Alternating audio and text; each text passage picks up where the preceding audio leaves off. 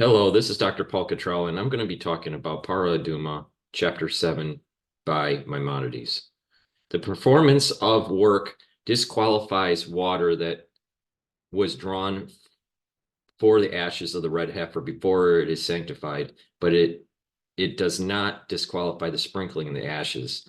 These rulings are stated in the oral tradition. What is implied? If one draws water for sanctification with the ashes and was involved with another activity while drawing it, carrying the water that was drawn or pouring it from one container to another, he disqualifies it. The performance of an activity disqualifies the water until the ashes are placed on it. If one places ashes on the water and sanctified it, causing it to be fit for sprinkling, the performance of another activity does not disqualify it. If one carries sanctified water from place to place or pours it from one container to another while being occupied with another activity, it is of no consequence. This also applies if one sprinkles it with one hand and performs an activity with another hand.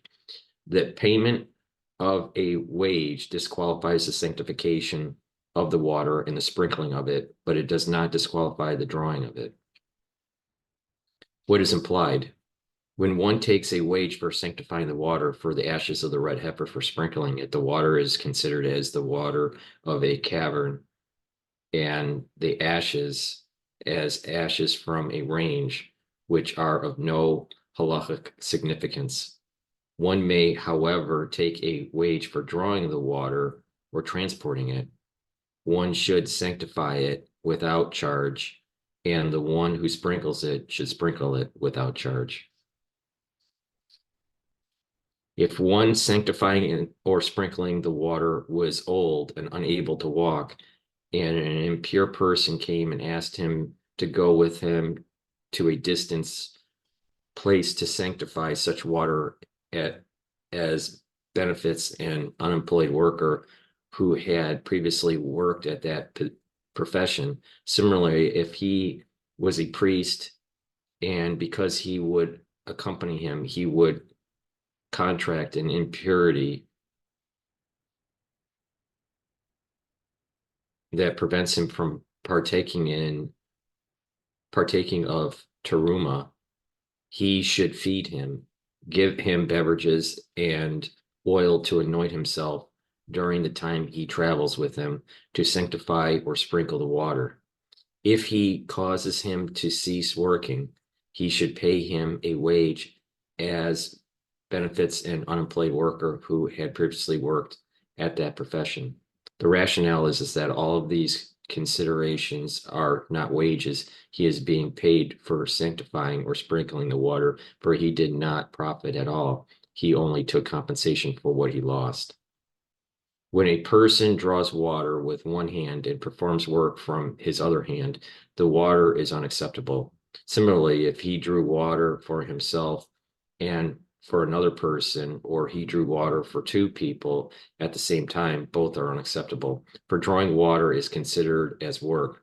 Thus, during each of the drawings of water, it is as if he performed another task at that time.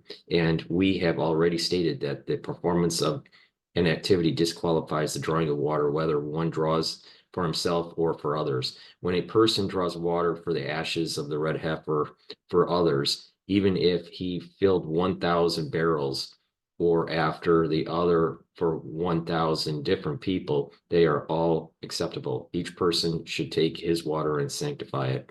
The following rules apply if one drew water for himself, one barrel after another. If he intended to collect all the water in one container, cast the ashes upon it, and sanctify all at once, it is all acceptable, for it is all considered as one drawing of water. If, however, he intended to sanctify every barrel individually, they are all unacceptable except for the last one. The rationale is that the first becomes disqualified due to the work, the drawing of the second barrel that was performed before it was sanctified. Similarly, the second is disqualified for the drawing of the third. Thus, it is only the last which is acceptable. When five people fill 5 barrels with spring water to sanctify them for 5 different sanctifications. For example, they intended to cast the ashes on each one individually and then changed their minds and decided to mix them all together and sanctify them at once. Alternatively, they filled the barrels to sanctify them all in one container and then changed their minds and decided to sanctify each of the 5 independently. They are all acceptable because the person drawing the water did not become involved in drawing other water after. When by contrast, an individual fills 5 barrels to sanctify each of the 5 individually, only the last one is acceptable. If he fills the barrels to sanctify the water in one container and he changed his mind and sanctified each of the 5 individually, only the one that he sanctified first is acceptable. Similarly, if a person told a colleague, sanctify these for yourself, only the bucket that is sanctified first is acceptable. If, however, he told him, sanctify these for him, they are all acceptable because they were all filled to be sanctified in one container, even though he changed his mind and decided to sanctify each of the 5 individually. He himself did not perform the sanctification, someone else did. If a person seeks to draw water to sanctify it and other water for his own purpose, he should draw the water he desires for his own purpose first and tie the barrels and load them behind him. Afterwards, he fills the buckets he intended to use for the water for the ashes of the red heifer so that he will not be involved in any work after drawing it. He places it in front of him and proceeds. The following laws apply when 2 people were drawing water individually and one helped the other lift his water to load it on his back, or one removed a thorn from the other's hand or body when he was drawing the water. If they both drew the water to sanctify it in a single container, all of the water is acceptable. If each of them drew the water to sanctify it independently, the one who helped his colleague lift his water or remove the thorn disqualified his own water. When a person borrows a rope to draw water for the ashes of the red heifer, draws the water, takes the rope in his hand and the water on his shoulders, and meets the owner of the rope while he is on his way, the water remains acceptable even though he gives him the rope while he is walking. If he went out of his way to bring the rope to its owner, he disqualified the water. If someone who was drawing water for the ashes of the red heifer cast the rope he used to draw the water on the ground, and after he drew the water, gathered the rope in his hand, he disqualified the water. If while drawing the water he gathered the rope, winding it around his hand, the water is acceptable.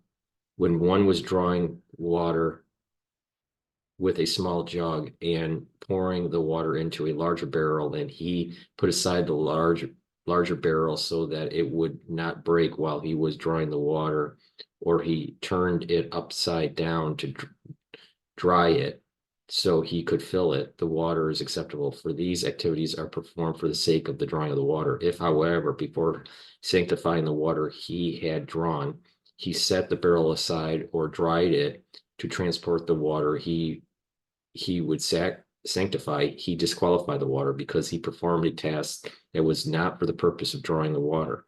Similarly, the laws apply when one who was drawing water and pouring the water into a trough within a stone remove shards from the trough while filling it.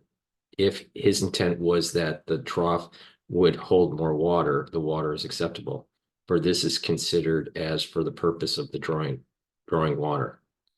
If this intent is that the shard would prevent the water from flowing out when he seeks to draw off the water with which he filled the trough, the water is unacceptable. The following rules apply when a person thinks of filling a bucket of water to drink and changes his mind and decides to use the water for the ashes of the red heifer. If he changed his mind before the bucket reached the water, he must pour the water out, but he does not have to dry out the bucket. If he changed his mind after the bucket reached the water, he must pour it out and he must dry it. Only afterwards may he fill it with water for the ashes of the red heifer. If he lowered the bucket towards the water with the intent of using the water to drink, and the rope broke away from his hand, if he changed his mind before the bucket reached the water, he must pour the water out, but he does not have to dry out the bucket. If he changed his mind while the bucket was still in the water and intended to use the water for the ashes of the red heifer, he must pour it out, but does not have to dry the bucket. When a person drew water to use the ashes of the red heifer, and after drawing it through thought to, let me re-say that. When a person drew water to use for the ashes of the red heifer, and after drawing it, thought to drink it, the water is disqualified from the time he inclined the container to drink from it, even though he did not drink from it at all. That concludes Chapter 7 of Parah Adumah. Please go to my store, the-studio-reykjavik.com, and help support my work by donating. You can donate on the homepage through Stripe, PayPal, or Buy Me a Coffee. Also, please subscribe to all my channels. I have 3 channels on YouTube. I have Brighteon, Bitchute, and Rumble. You can also help support my work by being a paid member on my channel on Patreon. The link is in the description of this video. Also follow me on X and GETTR. Thank you for listening and have a nice day.